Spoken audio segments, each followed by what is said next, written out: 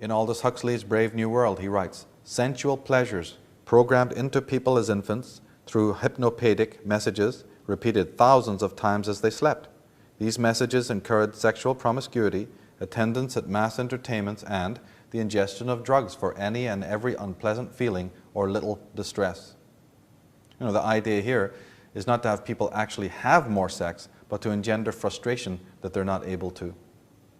In George Orwell's 1984, An Animal Farm, he says, "The past is completely eliminated. History is revised. Books are destroyed. Without print media, there is no evidence that anything has been different. Even keeping diaries is forbidden. People are expected to absorb and accept the new information delivered by the television sets, even if it directly contradicts the news of a month ago. Since it is impossible to prove the contradiction, it is useless to try to resist." And is this not the exact situation we find ourselves in today, where people not only believe the media, but in believing it, they're filled with contradictions? But who stands up to right those contradictions? If something on the media repeats and repeats and repeats the same message, eventually 80% of the population just blithely accept it. In the book Being Human, we read, "When faced with a life-threatening situation, the reptilian hindbrain, the most primitive part of the human brain, switches off all activity except that which keeps us alive. It sends the subconscious message, 'Do not move, breathe, or blink, or you will be seen and attacked.'" But as Hesiod, and the ancient Greek playwright in 8th century BC, he writes, "The gods keep mankind ignorant of the ways of living, else one would do enough in one day to last a year."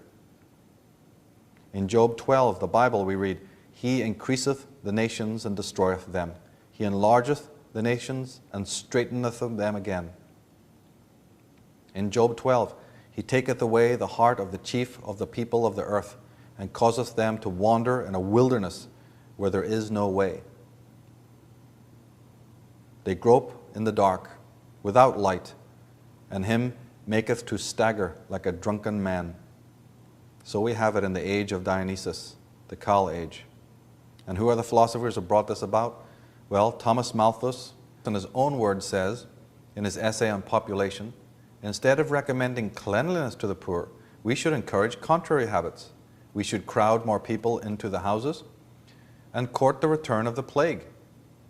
But above all, we should reprobate specific remedies for ravaging diseases, and those benevolent but mistaken men who have thought that they were doing a service to mankind by projecting schemes for the total extirpation of particular disorders.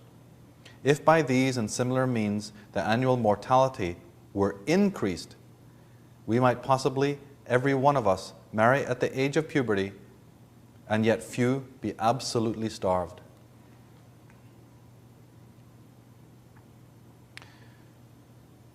When we come to eugenics and Charles Darwin,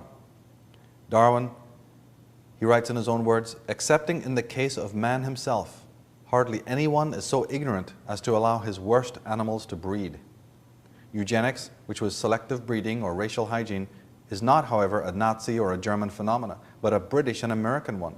Hundreds of people were systemically and legally sterilized in the United States from 1907 on. The most influential eugenicist was Sir Francis Galton, the cousin of Charles Darwin. He was an honorary president of the Eugenics Society for several years. His successor was Major Leonard Darwin, son of Charles Darwin, and it was he who strongly promoted the eradication of the unfit. The first U.S. Eugenics Society was headed by Averell Harriman's mother. It was also funded by the royals, as was the entire Harriman dynasty. Ernst Rudin, Hitler's eugenics expert and chief engineer, was a guest of Mrs. Harriman in America before the advent of the Second World War. In 1905, Dr. Ernst Rudin founded a German eugenics society called the Society for Racial Hygiene. Later, he changed the name, adding the word suggested by Francis Galton, the Society for Racial Hygiene, that is, eugenics. In 1925, Leonard Darwin wrote an article for the Journal of the Eugenics Society, the Eugenics Review, pushing the idea of locking up everyone whose genes might be considered defective. To save the human race, he said, force or compulsion would be necessary in many cases. He promoted a policy that he called segregation, but he did not mean segregating whites from blacks. He meant separating the fit from the unfit.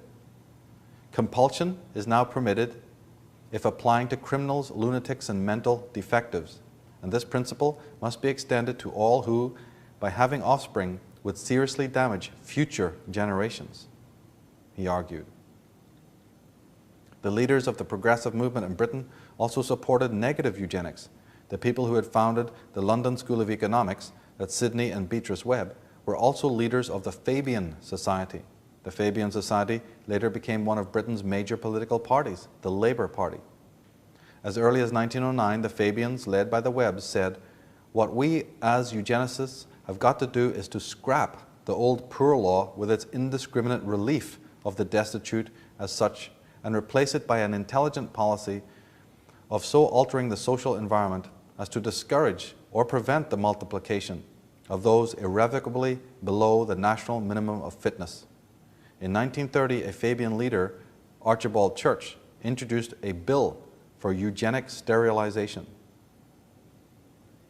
So here we have the Fabians, here we have top politicians, here we have the founder of evolution theory, the elites of British society, deciding who will live and who will not, and the manner in which they will administer the torture to the unfit. The Fabian Society itself was founded in 1883 and played a catalytic role, preaching the inevitability of gradualness in the movement towards a socialist society, taking their name from the Roman warrior Fabius, who learned to wait patiently before striking a fatal blow against Hannibal. In America, John Foster Dulles, Senator and Secretary of State under Eisenhower, has this to say: "It is only by eliminating the lower members of the human race that the higher average is maintained." And Jacques Cousteau, UNESCO courier, on November 1991 said, "The United Nations goal is to reduce population selectively by encouraging abortion, forced sterilization, and control human reproduction, and regards 2/3 of the human population as excess baggage, with 350,000 people to be eliminated per day." And the master of them all, Bertrand Russell, in his Impact of Science on Society, had this to say: "At present, the population of the world is increasing at about 58,000 per diem. War so far has had no very great effect on this increase, which continued throughout each of the world wars. War has hitherto been disappointing in this respect, but perhaps bacteriological war may prove effective. If a Black Death could spread throughout the world in every generation, survivors could procreate freely without making the world too full. The state of affairs might be unpleasant, but what of it?" We have Prince Philip, quoted in the Deutsche Presse Agentur in August 1988, said, "In the event I am reborn, I would like to return as a deadly virus in order to contribute something to solve overpopulation." Now, the Institute of Human Virology, we read that according to top pharmacologist Dr. Robert B. Strecker, MD, PhD, the leading scientist of the project, that AIDS virus was created at Fort Detrick, but was based on research first conducted at the Lebedev Institute near Moscow, which was founded by the world's leading virologist, Gurvich. The number of those infected doubles every month. Over 23 million Americans are already affected. In the Strecker Memorandum, in the 30s and 40s, the Public Health Service openly experimented and monitored black men infected with syphilis in Tuskegee, Alabama. Even after penicillin was discovered, these men remained infected and were not treated. Hence, their wives and sons were likewise infected. These incidents are recorded in detail in the book Bad Blood by James Jones. Between 1959 and 1970, there were over 300 biological experiments conducted on U.S. citizens unbeknownst to them. The extent of the program is revealed in the book A Higher Form of Killing by Paxman and Harris. That's from Dr. Robert Strecker's The Strecker Memorandum. Now here it is on DVD. This doctor, Dr. Robert Strecker, conclusively proves that AIDS was vector-borne that AIDS was a man-made designer disease to create havoc in the world, exactly according to the policies of Bertrand Russell and Aldous Huxley and his coterie. This is absolute compulsory viewing. The Strecker Memorandum by Dr. Robert Strecker. He was one of the first people to work on the AIDS virus and knows everything there is to know about it.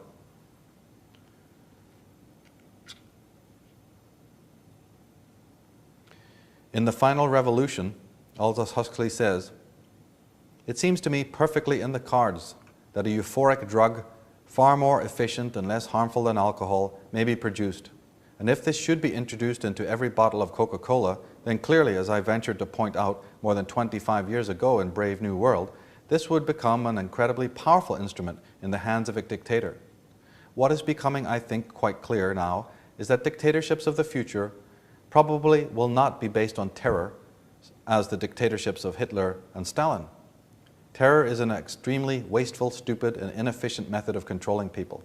In Brave New World, the distribution of this mysterious drug, which I call the soma, was a plank in the political platform.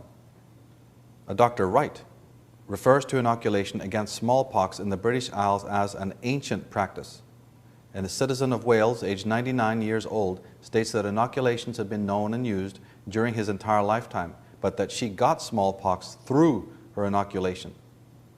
In Birmingham, England, from 1871 to 1874, there were 7,706 cases of smallpox. Out of these, 6,795 had been vaccinated against the disease. A select committee of the Privy Council convened to inquire into the Vaccination Act of 1867. As 97.5% of those vaccinated died of the disease. Now, Dr. Charles Crichton, in 1884, he is asked to write an article for the Encyclopedia Britannica on vaccination. After much research internationally, he concludes that vaccination constituted a gross superstition. In 1896, Italian professor Carlo Ruta states that vaccination is a worldwide delusion and an unscientific practice with consequences measured today with tears and sorrow without end. Joseph Lister introduced sanitation to the surgery and hospital, but was fiercely resisted by leading surgeons and doctors. The British Medical Association dedicated itself to attacking his name, reputation, and theories. In 1850, a British physician reads a paper detailing the microscopic examination of food products, revealing that all food products examined in Britain were adulterated with foreign substances, including chemicals. W.B. Clark from the New York Press in 1909 says, "Cancer was practically unknown until the cowpox vaccination began to be introduced." He says, "I have seen 200 cases of cancer, and I never saw a case of cancer in an unvaccinated person." On the question of fluoride, in 1943, researchers from the U.S. Public Health Service examined the health of the residents of Bartlett, Texas, to see if the 8 parts per million of fluoride in their drinking water was affecting their health. It was checked again in 1953. They find that the death rate in Bartlett was 3 times higher than a neighboring town which contained only 0.4 parts per million of the fluoride. Dr. James W. Wardner, in his book Unholy Alliances, says, "The London Office of Strategic Affairs," that's the OSS from which developed the CIA, was run by David K. E. Bruce, an employee of Averell Harriman from the 1920s. Through Bruce and other connections, Averell Harriman dominated all American intelligence functions in wartime Britain. David Bruce was the husband of a Pittsburgh Mellon heiress.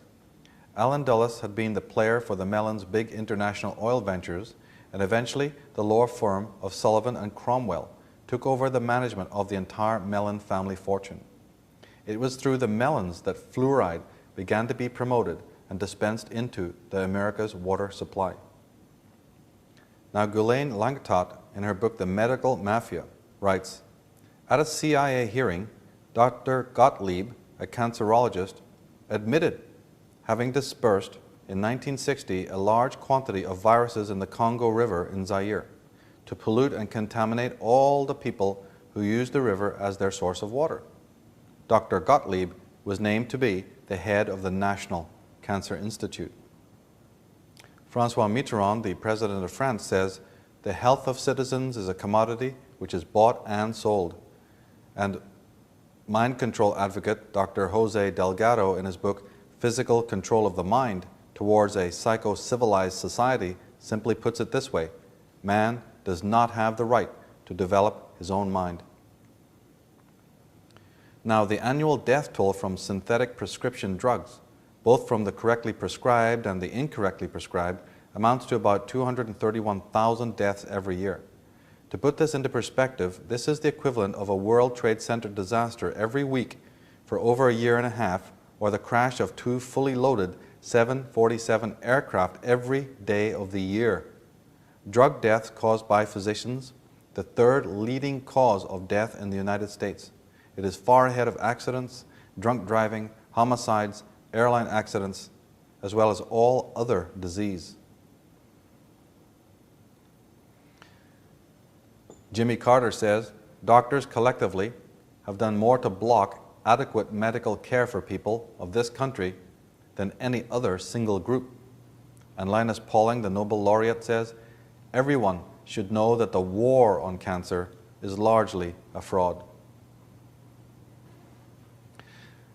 Now, it turns out that the term or word Medici, refers to the 13th century Florentine patrician family who became one of the most powerful bankers as well as patrons of the arts and who provided many tyrannical popes. This word, the Medici, actually comes from that, meaning medical doctors. So again, here we have the age-old connection, coming down from the Venetians, coming down from the Phoenicians, coming down from the ancient Sumerians. We have the families related, descended by blood from these ancient sources. And they're still up to their business, right down into modern times, massacring, creating rituals, treating people as if they're just cattle ready for sacrifice.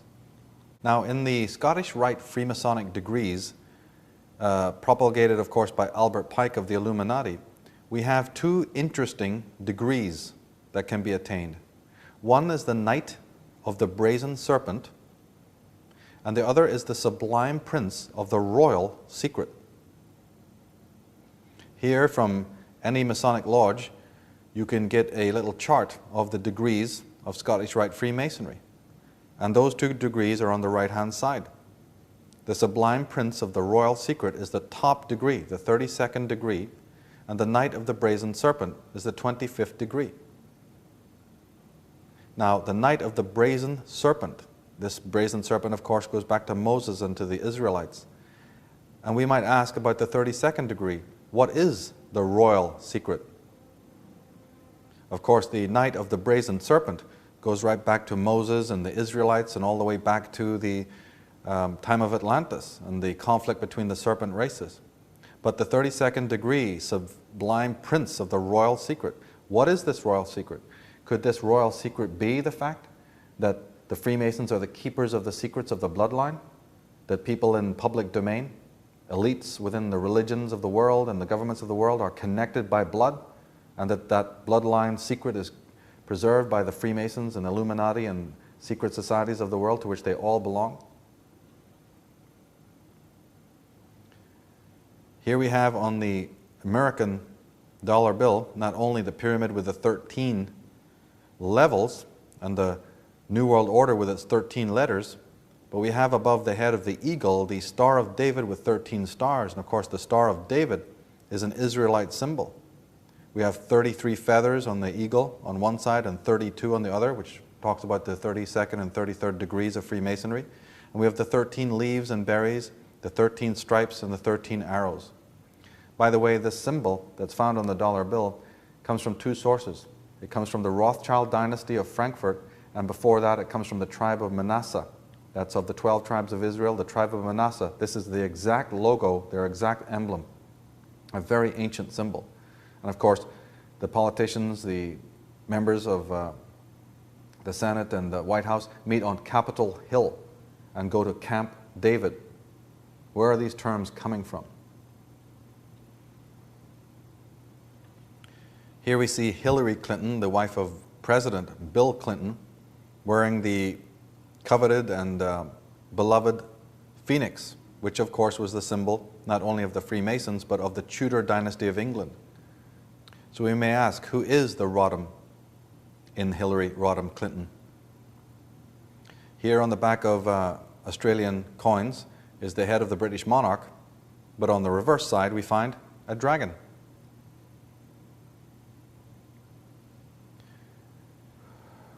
For many people in today's world, it seems quite preposterous, or strange at least, to talk about genetics and genetic programs and genetic hybridization happening millennia ago, certainly happening 50,000 years ago. We associate today these sciences with the modern world. We think of silicon and everything that is technologically chic as being a very modern, making a modern appearance. But in fact, the genetic sciences are very ancient, as we've been demonstrating in this program. And today, again, the push is on to understand the nature of the genome, to understand the mysteries of the DNA. But for what? For what purpose? Is there something more malign behind the official claims that are being made? The need to cure all cancers? The same hand that creates the cancers is now out there spending more millions looking for the cure? Now, the first genetic experiments were done suggestively at Roslin Institute near Edinburgh. Anyone who's done their homework knows that Roslin Institute and Roslin itself was the headquarters of the Knights Templar, one of the most powerful secret fraternal orders in history, who were prominent in the discovery of America. Roslin in Gaelic actually means ancient knowledge handed down through the generations. It's simple etymology. And in the cathedrals and churches, you can go and visit the graveyards of the monks. You'll notice replete all over the architecture the skull and bones motif in Scotland, to which the Knights Templars made their way after they were suppressed in France.